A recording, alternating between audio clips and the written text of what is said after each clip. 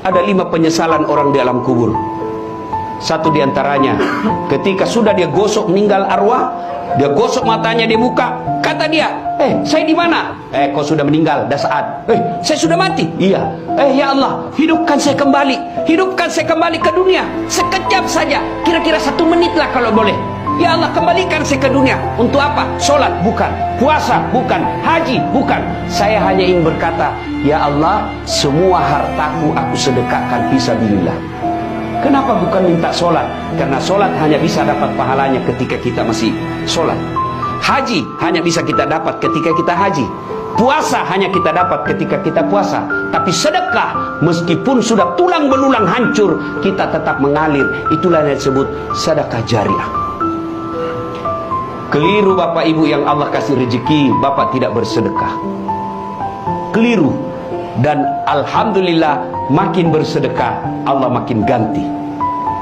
Maka almarhum almarhumah, insya Allah lapang kuburnya karena ada sedekah beliau.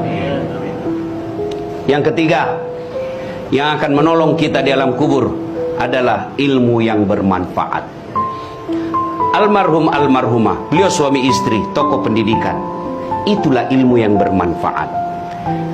Ketika diajarkan ilmu hukum kepada mahasiswanya, diajarkan tentang keadilan, lalu anak mahasiswanya menjadi pengacara yang membela dan menegakkan keadilan, selama itu juga amal-amal akan mengalir. Maka karena itu, ibu bapak kalau dapat konten-konten dakwah, jangan berhenti di grup, jangan berhenti di HP bapak, sebarkan. Bapak punya 10 grup WhatsApp, satu grup 100 orang, kirim, 1000 orang yang terima. Kalau ada yang mengamalkan 5 orang, selama 5 orang itu amalkan, Bapak dapat pahala seperti pahalanya penceramah tanpa mengurangi pahala penceramah. Ilmu yang bermanfaat adalah yang bisa menyelamatkan kita di alam kubur.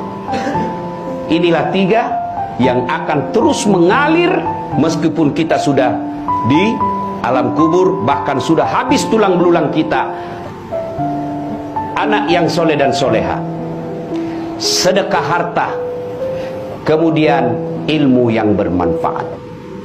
Dan orang yang ada di alam kubur sekarang masih transit, belum sampai surga, termasuk Rasulullah Muhammad SAW. Dan siapa yang paling menderita di alam kubur? Kata Nabi, orang yang paling menderita di alam kubur nanti adalah al-mutahawil bis sholah, yang menganggap enteng sholat.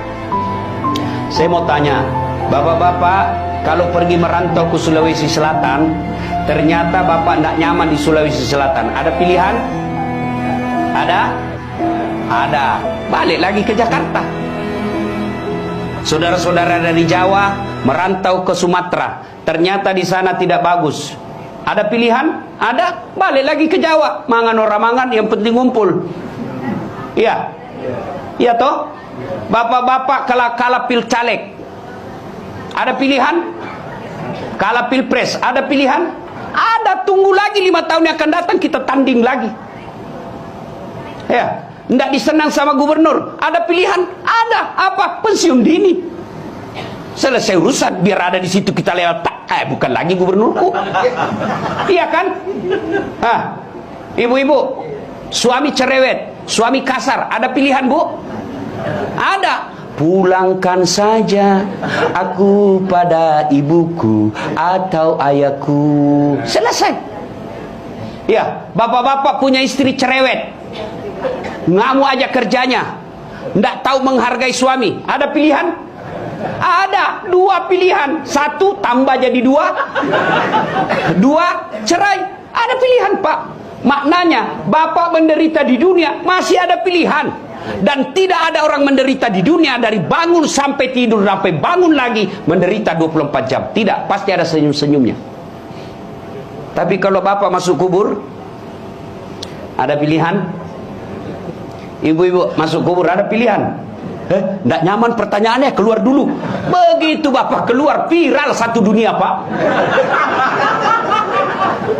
Ya. Dan siapa orang menderita di kubur? Al-mutahawil bis sholah, yang menganggap enteng sholat.